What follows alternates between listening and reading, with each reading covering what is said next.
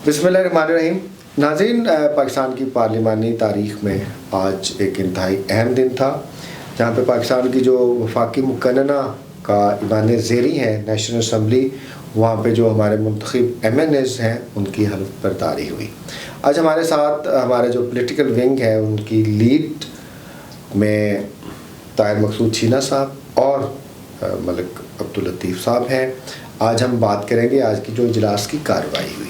नाज़रीन, पॉलिटिक्स के ऊपर, लेजिस्लेशन के ऊपर, रिफॉर्म्स, गवर्नेंस के ऊपर अगर आप इब्तदाई और बेहतर मालूमात लेना चाहते हैं तो हमारे थिंक टैंक का चैनल ज़रूर सब्सक्राइब कीजिएगा।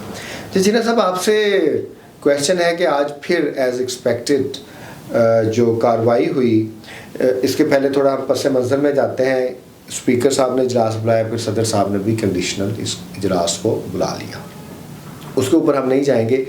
आज जो आपने वहाँ पे सीन्स देखे उसके बारे में क्या कहेंगे, जहाँ पे चोर चोर के, मैंडेट चोर के नारे लगे। बहुत से लोग, आपने खुद एनालिसिस किया है, ऐसे थे जो वैसे जीते हुए नहीं थे। बिस्मिल्लाहिर्रहमानिर्रहीम। बिल्कुल टीवी पे जो आज कार्रवाई हुई नेशनल असम्बली में वो मैं देखता रहा।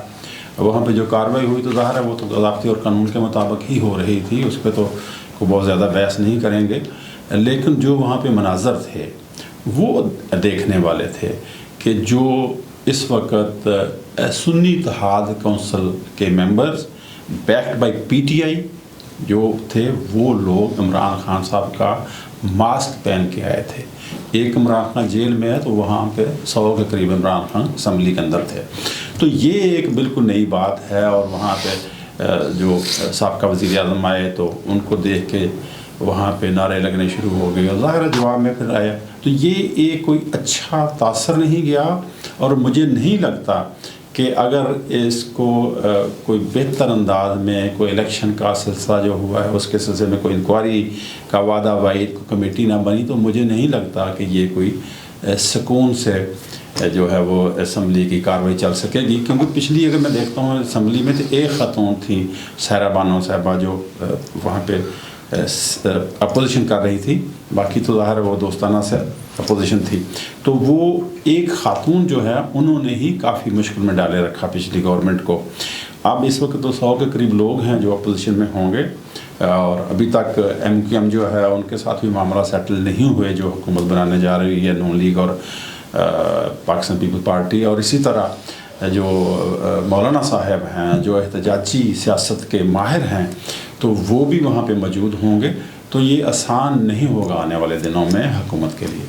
जी मलिक साहब, आपसे क्वेश्चन है ओथ, क्योंकि हमारे जो प्रोग्राम का थीम है वो ओथ की अहमियत है। आपको पता है जब इर्तिकाई तौर पे ओथ लिया गया तो मुहज़्ज़म माशरे में यही कहा गया कि जो एक्यूज़्ड है उसका खुद कहना कि मैं एक्यूज़्ड हूँ या नहीं हूँ ये सबसे ज़्यादा अहम है।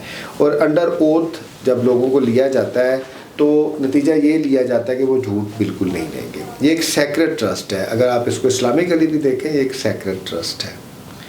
आज जो ओथ लिया गया है अल्लाह ताला का नाम लेके, कॉन्स्टिट्यूशन का नाम लेके, अब क्या आप समझते हैं कि उन लोगों का भी ओथ वैसे ही वैलिड है जो लोग जीते नहीं हैं लेकिन जितवाए गए हैं? शुक्रिया।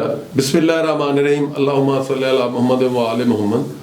देखिए, बात यह है कि एक इखलाकी कह लें कि बंदे के अंदर ज़मीर नाम की भी कोई चीज़ होती है।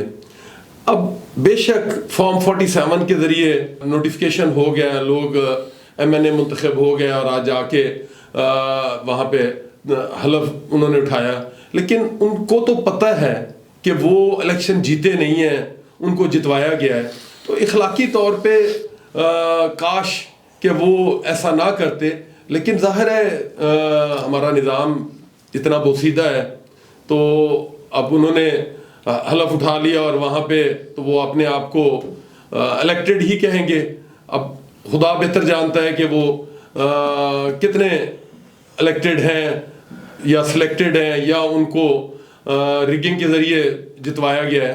तो इखलाकी तौर पे तो उनकी कोई अथॉरिटी नहीं है, कोई मॉरल स्टैंडिंग नहीं है मेरे नज़दीक। तो जी छीना साहब, आपसे क्वेश्चन है, कॉन्सेप्ट है पार्लिमानी निज़ाम में सुप्रीमेसी ऑफ द पार्लियामेंट, कि जो पार्लियामेंट है मुकर्रना है वो सुप्रीम है। उसके मातहत ही काम करती है एग्जेक्टिव, चाहे वो परमानेंट है चाहे दूसरी है, और जो जुडिशरी है that must also correspond to the supremacy of the parliament. तो ये कैसे सुप्रीमेसी ऑफ द पार्लियामेंट है जहाँ पे रिग्ड लोग आए हुए हैं? जी देखिए, आप जो बात कर रहे हैं ये हमने पहले भी बात की कि इसकी इंक्वायरी होनी चाहिए, बट अब लोग इलेक्ट हो गए हैं, उनका नोटिफिकेशन हो गया, वो जीत के इलेक्शन में आ गए। आप इस पर 100 दफ़ा कहते रहें कि वो जो धांधली के ज़रिए आए हैं, लेकिन अब वो मेंबर हैं। ये बात भी दुरुस्त है कि जो मेंबर्स हैं, जो पार्लियामेंट है, यही सुप्रीम है।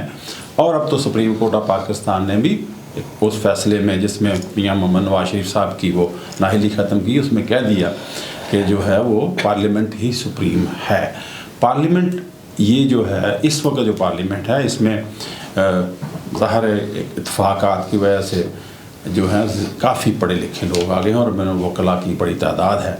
तो मुझे तो उम्मीद है कि ये जो पार्लियामेंट है इसमें बड़े बेहतर अंदाज में चीज़ें जो हैं वो सामने आएंगी, कवानीन जो हैं वो बेहतर अंदाज में बनेंगे। हाँ, ये हमेशा से रहेगा। और इस पार्लियामेंट के उन मेंबर्स पे भी जिनको पता है कि वो हार गए थे और नोटिफिकेशन उनका हो गया जीत का, उनके ऊपर भी, उनके चेहरों पे भी ये चीज़ें हमेशा नज़र आती रहेंगी, जिनको लोगों को पता है।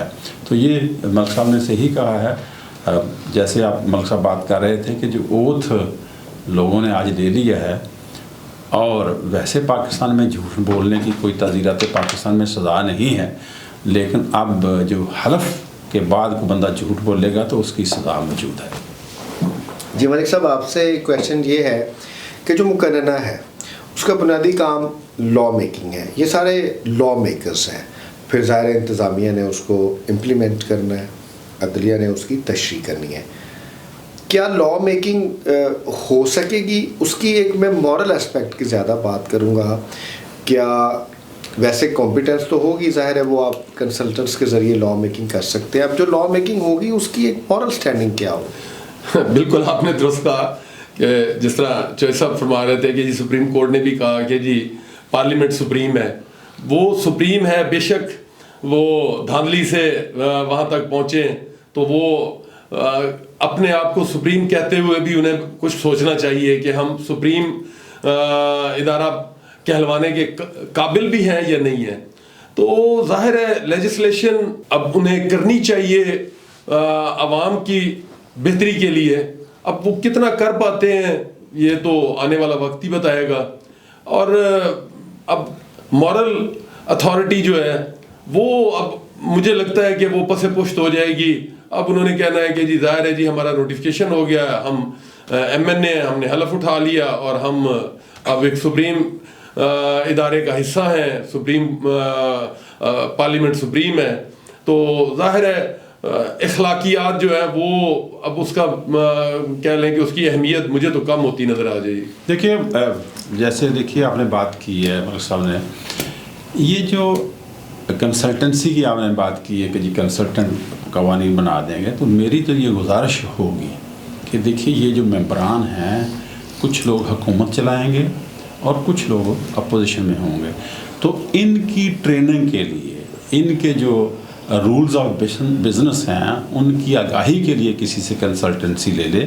इस वक्त जो गवर्नमेंट है, इस वक्त जो लोग हैं इस्टेब्लिशमेंट डिवीज़न वाले ले लें, कैबिनेट डिवीज़न वाले ले लें, कोई कंसल्टेंट हायर करें और इनको जो है वो थोड़ा सा एक दो दिन का लेक्चर दे दें तमाम के तमाम मेंबर्स को, ताकि इनको पता हो कि इन्होंने किस तरह जो है वो हाउस को आगे बढ़ाना है, कैसे कवानीन बनाने हैं और कैसे कवानीन की इन्होंने जो है वो अपोजिशन करनी है। चौधरी साहब, थ्योरेटिकली तो ये बातें बिल्कुल अच्छी हैं, बहुत बेहतर हैं, लेकिन अमली तौर पे जब MNA साहब हलफ उठा के ऐवान में होते हैं तो फिर वो कहते हैं कि हम ही बेहतर हैं, हम ही सब कुछ जानते हैं, हमें किसी कैपेसिटी बिल्डिंग की ज़रूरत नहीं है, किसी कंसल्टेंसी की ज़रूरत नहीं है, हमारे मुल्क का जो निज़ाम है, जो ऑन ग्राउंड चीज़ें हैं, तो फिर वो अपने आप को अकले कुल ही समझते हैं। इस जो है ना, ये जो इस वक्त पार्लियामेंट है, इसको एक मसला ये भी होगा कि रिपब्लिक पॉलिसी मौजूद होगी।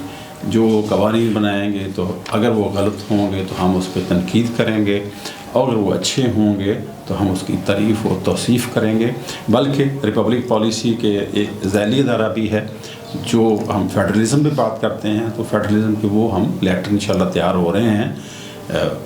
वज़ीर आज़म, वज़रा आला इससे पहले कि वो बाकायदा दफ्तर संभालें तो उन तक पहुँच जाएंगे।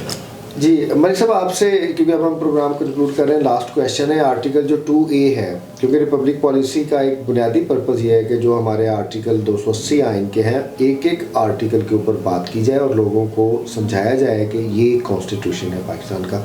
2A देखें, ज़ाहिर करारदाद मकासद है, उसमें अगर आप पढ़ें that is part of the constitution. Now sovereignty belongs to Allah. Allah के पास इक़्तिदार आला है और वो एक डेलीगेटेड ट्रस्ट है अवाम के पास। अल्लाह का इक़्तिदार अवाम इस्तेमाल करेगी अपने चूज़न रिप्रेजेंटेटिव्स के ज़रिए।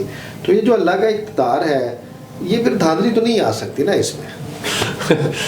मैं फिर वही बात करूंगा कि ये थ्योरेटिकली बातें तो हैं, अमली तौर पे तो आप देखें कि फॉर्म 45 पे रिजल्ट कुछ और है, फॉर्म 47 जो है उस पे और आ गया, तो अब वो उनसे क्या आप तवक्को रख सकते हैं? मेरा क्वेश्चन, वो तो हम बात पहले कर चुके हैं, ये मेरा क्वेश्चन ये है कि लेजिस्लेशन या जो करेंगे तो ये तो बुनियादी जो 2A है उससे निगेट होगी बात। पर इसको कौन मानता है? वो कहेंगे कि जी हम बिल्कुल उसके मुताबिक कर रहे हैं, तो पहले भी तो कानून साजी से तरह ही होती है। आप बिल्कुल सही कह रहे हैं।